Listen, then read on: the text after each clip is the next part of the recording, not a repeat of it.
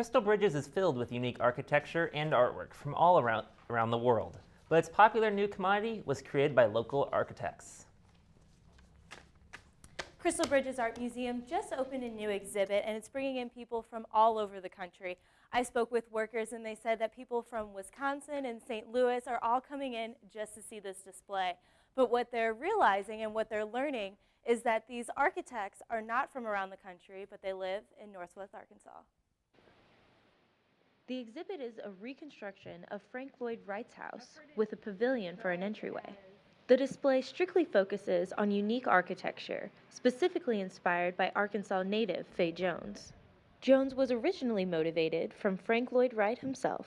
The collaboration seemed to make sense because of the connection with Fay Jones. Jones also inspired the original designer of Crystal Bridges. So there are these layers of connections and opportunities for education around that. Education? Definitely.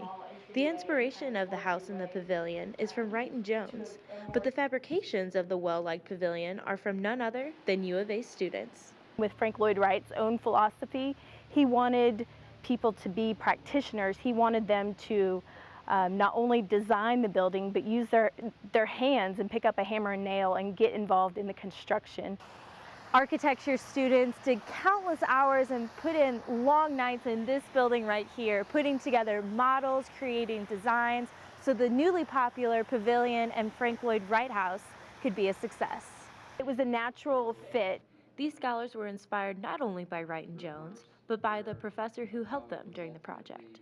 It was really wonderful to see that whole process emerge.